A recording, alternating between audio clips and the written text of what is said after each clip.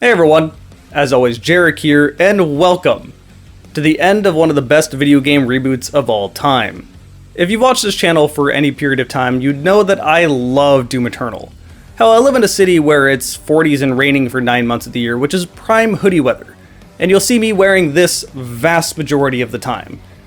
Needless to say, I do really like Doom Eternal. Also, this is just a bitchin' hoodie. But today we're going to be covering the Ancient Gods Part 2. All good things must come to an end, and you know what? That's perfectly fine. I really don't know where id could go with this franchise, so perhaps shelving it for a while and coming back in 10 to 15 years would be the best approach.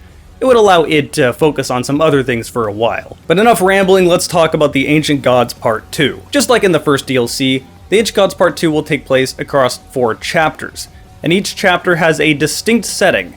And also, just like the first DLC, they're all drop-dead gorgeous and totally new. The scenery will range from a forest in the mountains to a massive battle in Hell. According to this game, Hell looks like Halo 3 but with a lot more red. And you know what? That's fine. My overlay looks so good. Like, it looks so good with Doom Eternal. It fits so well. There's so much red. It's beautiful. The Eternal engine itself is something of magic, and it makes games look drop-dead gorgeous. This is no exception, and the art behind the game is a perfect mix for Doom Eternal. There's only one really big problem though. Something they did with this DLC made it run nowhere near as well as the previous DLC or the base game. Now, it still worked, but it seemed to have a stuttering issue for me, and I could fix that by changing the VSync to adaptive, but it was still there a little bit, and you'll see that in this footage. I really don't know what they did, but something made it a little less stable. Nowhere near as bad as an actual broken game, but it's certainly there. At least with my PC and my build, everyone's computer is different. I guarantee you have already gotten a ton of comments saying, oh, but I didn't have this problem, so it doesn't matter. Good for you. Or my personal favorite response to that, oh, that's why consoles are the best. I don't have to worry about that. Have fun with your controller, you dense cabbage. Anyway, game pretty. Let's move on. Just like the Ancient Gods Part 1, the music was composed by Andrew Holsholt and David Levy. And you know what? Their music, in my opinion, may not be as good as Mick Gordon's, but it's pretty damn close. This music is fucking awesome.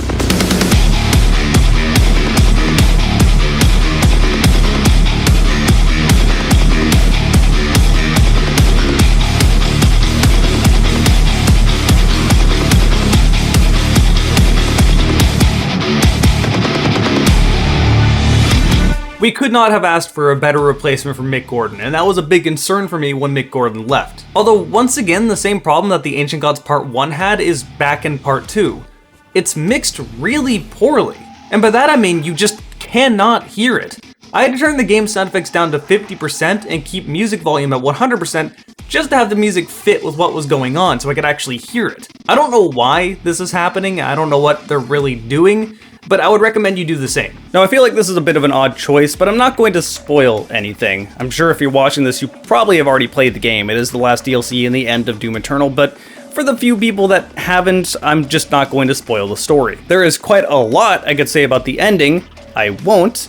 What I will say is that I'm actually not as upset as a lot of people seem to be. The ending could have been better, but it also could have been worse. I don't know, it seemed like an interesting, unique ending to me that is implying a lot of stuff. Boy, it's hard to talk about the tail end of a story when you can't spoil anything. Let's just move on to the most important thing when it comes to Doom Eternal.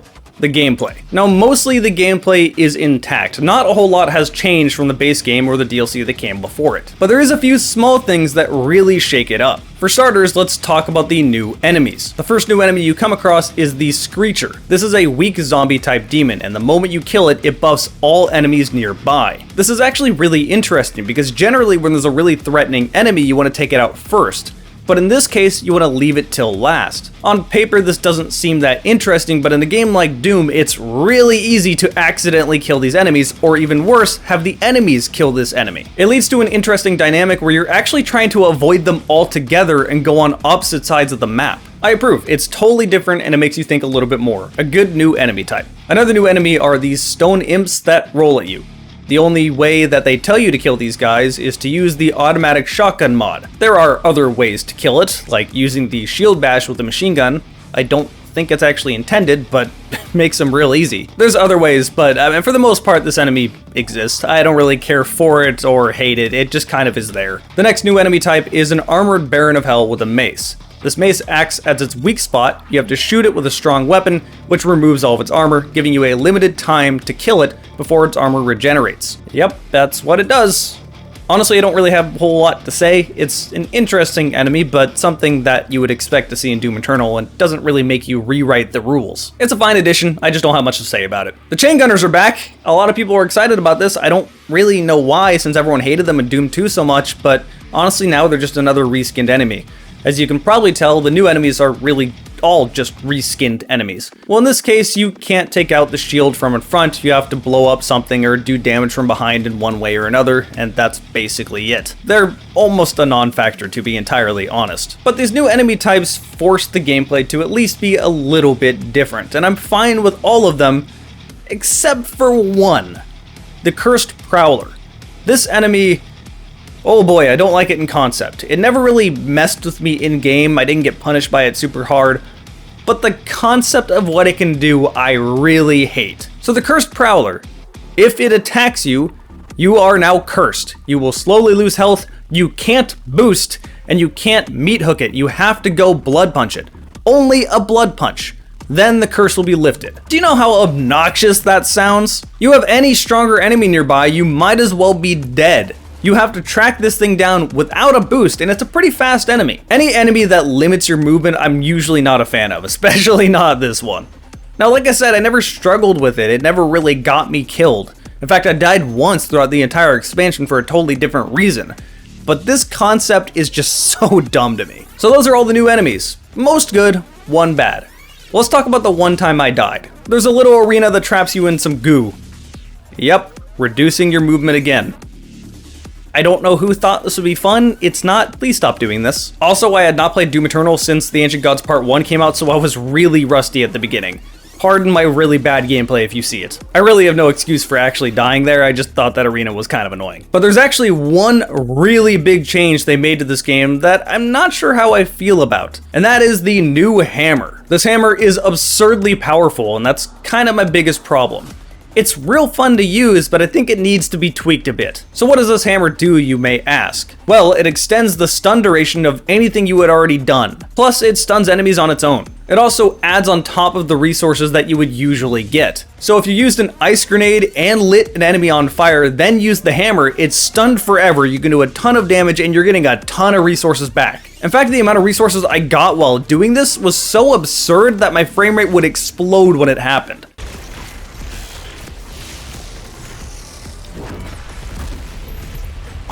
Oh my god, my frame rate. I'm running on a 3080, keep in mind. But that all on its own is actually fine, and is probably the most fun thing about the hammer. I love what the hammer is.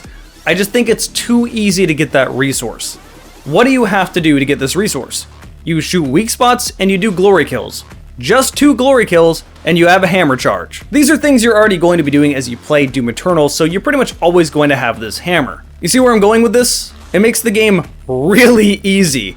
The best example I can think of is with the Marauder. Now, when Doom Eternal first came out, we all sucked at the game, me included. None of us really knew how to deal with the Marauder. There's a certain progression you go through when you're getting good at Doom Eternal. At first, the Marauder shows up and you shoot him once with a double barrel, then shoot him again, and then you wait till the cycle comes around and do that 6 times or so and he eventually dies. And then you complain about how annoying he is because he just breaks the game and makes everything so slow. But then you start thinking and you realize, wait, I can do a super shotgun shot, then a ballista shot, then super shotgun shot, and start maximizing and optimizing my damage. Eventually, you're using the shield to just troll the Marauder and kill him in one cycle, or doing ridiculous things to kill him in one cycle. The unfortunate reality of talking about Doom Eternal is that a lot of the times when people complain about Doom Eternal, the actual answer is get good. It's a rude answer, but that's pretty much what the problem is. It's a game that forces the player to learn and actually get good, which I don't see to be an issue, but it's real hard to talk about it because you get some of the stupidest hot takes with Doom Eternal from people that just haven't learned the game yet. And that's not intending to be insulting, right? When people say get good, that's just a very rude way of them saying, I love this game and I want you to learn it, but you're spouting some stupid shit right now. Anyway, my point is, none of this matters for the Marauder anymore, because the hammer can just absolutely destroy the Marauder with no second thought. You can autopilot Marauders now, and they're just not even a threat. Like, look how much time I have to kill a Marauder here. I don't even have to think about being creative. I can just abuse my Super Shotgun Ballista over and over until he dies. This is my biggest problem with the Hammer. Not only does he destroy the Marauder, but it's just too easy to get. I love the addition, but I do think that some things need to be changed a little bit. It needs to make the resource a bit more scarce. Imagine if all you had to do to get the Crucible was just 2 glory kills. You can see how broken that would be. Even without this hammer though, this DLC is quite a bit easier than the DLC before it. I felt that I could autopilot a lot of it without really having to think too much. That is a downside. Now, I don't dislike the new DLC, I actually found it to be really fun. I love Doom Eternal, as I've said many times before, and I still think this DLC is fantastic and really enjoyed my time. I just think the Ancient Gods Part 1 was better. And that is evident by the final boss, which, again, no spoilers, I won't talk about it, but what I will say is that it's more of a waste of time than an actual challenging boss. I mean, the whole DLCs were building up to this boss, and they just don't really give you much of anything. So there it is. That is Doom Eternal: The Ancient Gods Part 2. It leaves me conflicted, because I love Doom Eternal, but as I said at the beginning of this video, this is probably just the end of modern Doom. We got our Doom reboot, and I don't really see where it could take it. So I do see them shelving it for 10 years or so, much like they did after Doom 3, and I'm totally okay with that. What we got is some of the best video game stuff I have ever played. But once again, my god, it inspired a lot of stupid hot takes. Now, a lot of the hot takes are mostly people complaining about how hard it is, or everyone having to play the same way, which isn't true. You have a bunch of tools, you just haven't learned those tools yet. I at least understand where those complaints are coming from, right? They just haven't learned the game or played enough of it. And it also requires a lot of mental capacity to play. It needs energy from you to play the game, and not everyone is in that headspace, so I understand. The hot takes I don't understand are people whining about the story and art style, which happens way more than you think. I had people telling me that Doom 2016 was a better game because the art style was significantly better and Doom Eternal looks way too cartoony. What? But then you get the other ones where people complain about the story, saying it's just like a comic book anti-hero or whatever. They say that Doom 2016 was way more self-aware. I'm sorry, Doomslayer wakes up in hell, who is trapped in hell, because the entirety of hell is terrified of it. What about this is self-aware? Doom has always been a ridiculous game. It's about one man taking on the entirety of hell. People will make the argument of, well, yeah, but there's a little bit of horror elements to Doom 1 and 2, and it's a little bit slower at times. And yeah, that is true, but those are the exceptions, not the rule. And a lot of the times when the game gets slower, it's because you're lost in the maze maps. If you ask me, the spectacle of going completely over the top is the most Doom you could have done. And this DLC doubled down on that aspect. This massive war, when you're going into hell, is one of the most badass things I've ever seen. How does this not make you hyped? How do you think this looks stupid? I'm going full fanboy here, I'm sorry. You know, actually, no, I'm not sorry. Doom's fucking awesome. Anyway, I don't know what more I could say. We originally started the Doom reboot with Doom 2016 and Bethesda refusing review copies, and we all thought it was gonna bomb, and then it ended up being some of the best shooters of all time. Quickly before this video ends, I want to give a thanks to someone over on Twitch. Fusion Beam went fucking absurd and gifted like 150 subs in one stream. Thanks doesn't cover that. That's ridiculous. Oh! We're hearing that a lot. Alright, what was all the gifts? Froland, thanks for following. Seriously, how do you have so much money, Fusion? Thank you so much for the subs, and holy fuck. Oh! Fusion gifted 50 subs? What the fuck?